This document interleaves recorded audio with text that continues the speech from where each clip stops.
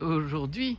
je suis dans la nature, je vous dis bonjour. Mais vous voyez, partout dans notre nature, nous trouvons même du plastique. C'est partout. Hier, on était dans un endroit civilisé où on avait gardé le respect de la nature. Vous avez vu cette dernière vidéo où on avait un élevage de chevaux, où les vaches viennent régulièrement, où on a des bosquets pour que les chevaux puissent y aller dans la pharmacie du bon Dieu et prendre les éléments de la verdure qui sont à choisir chacun pour soi, parce qu'ils sont chacun autrement, et on voit bien qu'ils vont choisir ce qu'ils savent dans leur génétique et si l'épigénétique est présente. Mais voilà, aujourd'hui je voulais donc faire signe et essayer de faire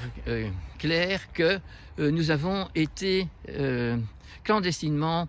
persuadés que tout ce qui est fait après la Deuxième Guerre mondiale, tout ce qui est fait depuis que la technologie est là, depuis qu'on a pu casser l'atome, depuis que vraiment on a craché sur la nature et sur les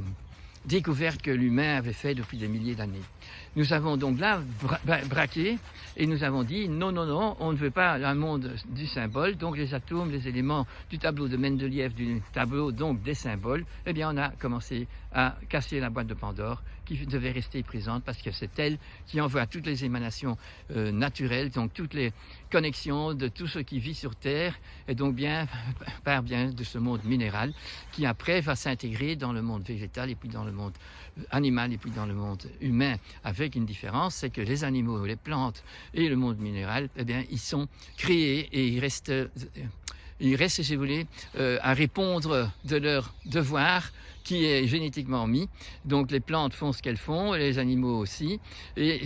ils savent le faire que si leur épigénétique, donc l'environnement nécessaire à chaque sorte d'animaux, a été respecté comme nos ancêtres l'avaient déjà découvert. Eh bien non, nous avons décidé de ne plus faire ça. Nous avons bien décidé de casser l'atome et d'être diabolique. Ça veut dire de ne plus être en synchronisation, en harmonisation avec notre nature, en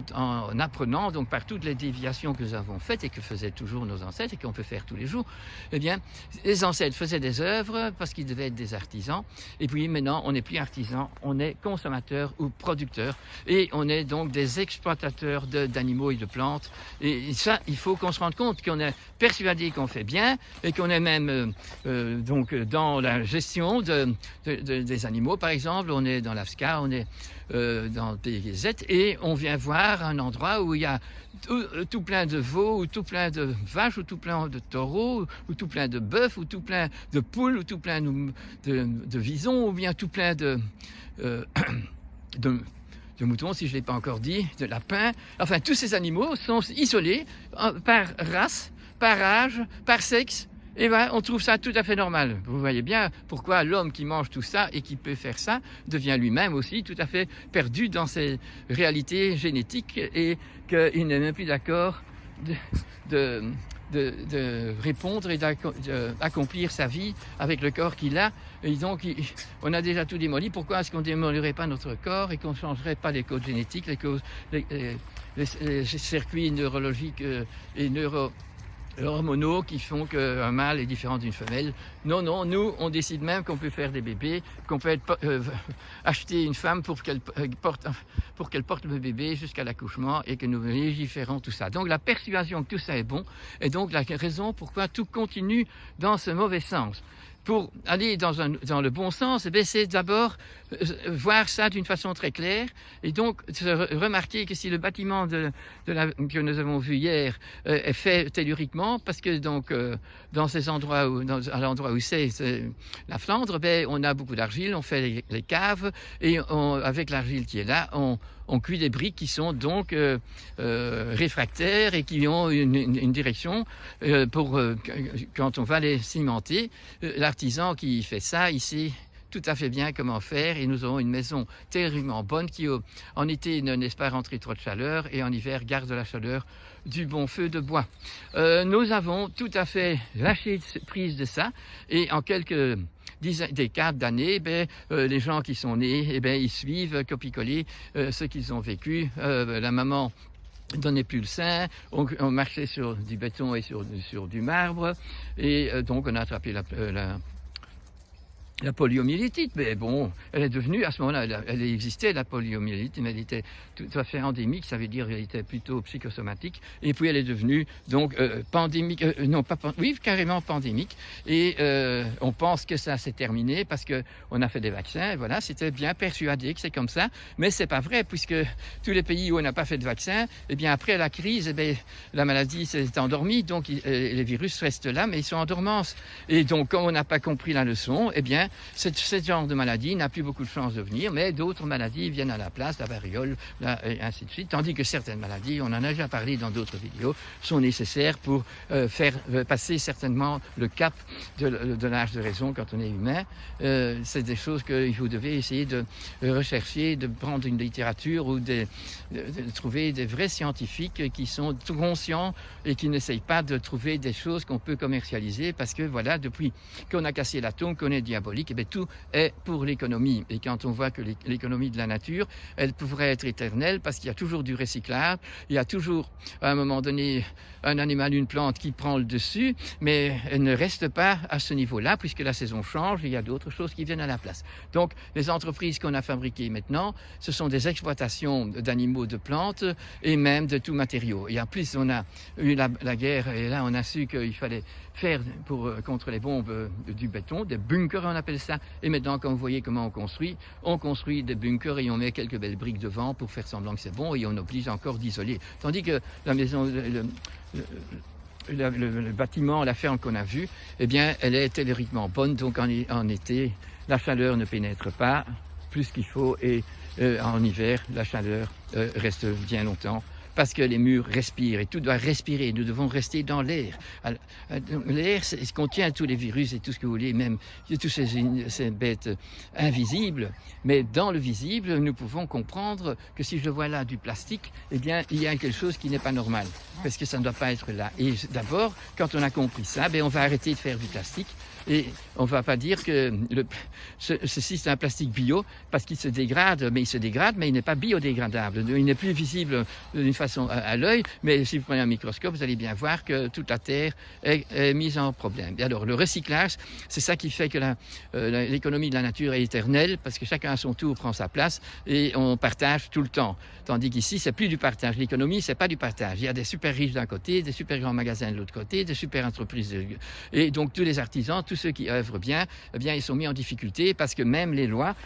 sont mises de façon qu'il est interdit de faire convenablement. Et ça, c'est quelque chose qui est arrivé. Nos hommes de pouvoir sont persuadés qu'ils ont raison et qu'ils peuvent être dominants comme ils le sont et dictatoriales et qu'ils vont faire une solution en faisant faire des choses qui sont scientifiquement pas du tout en accord avec les lois de la science parce que la science, elle exige qu'on soit conscient et qu'on ne manipule pas l'atome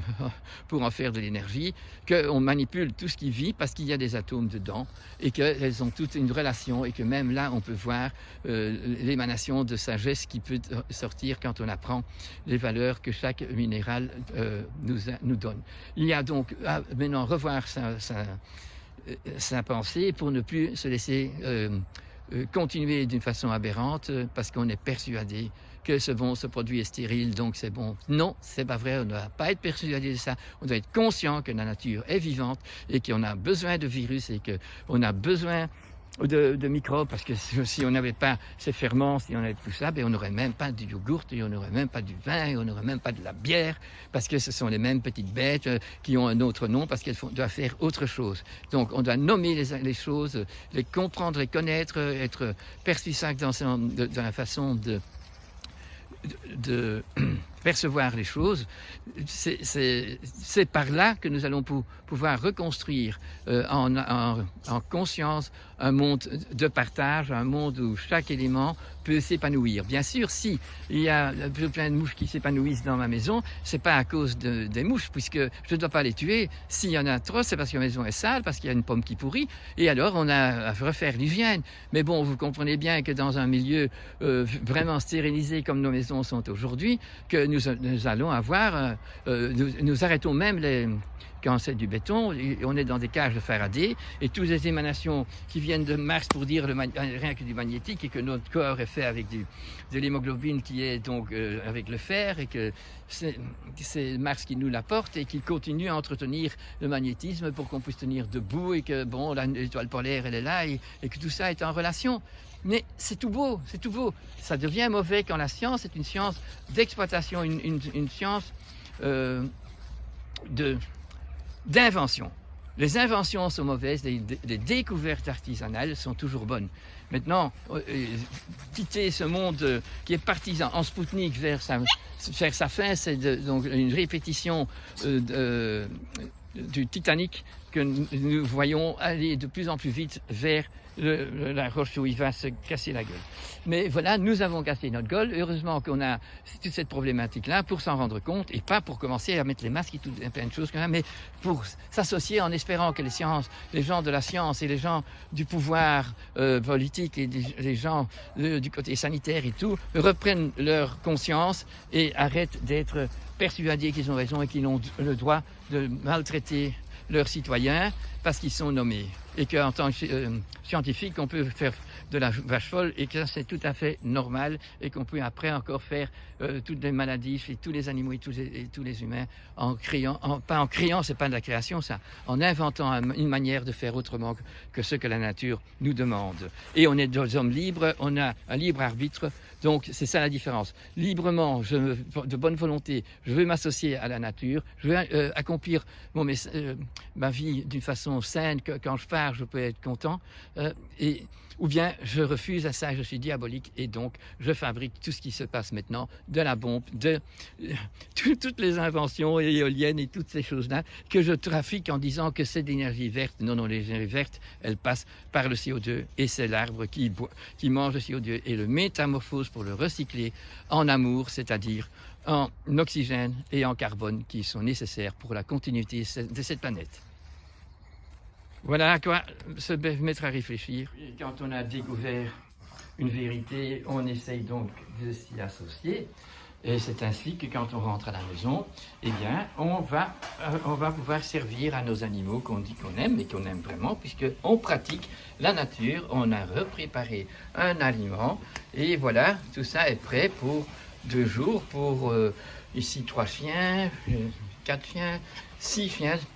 2 fois, donc, mais tout est dedans, et on a mis en supplément en fin de cuisson, j'ai mis ici, voyez-vous, du thon, et ici c'est du fenugrec, et ici c'est des graines de lin. Voilà, et quel plaisir avons-nous de pouvoir œuvrer pour faire un repas extraordinaire, pour avoir des animaux heureux, parce qu'ils nous rendent tellement heureux. Joie de vivre, plaisir de découvrir tous les jours un repas nouveau, et plaisir du maître d'avoir œuvré pour faire les choses d'une façon saine.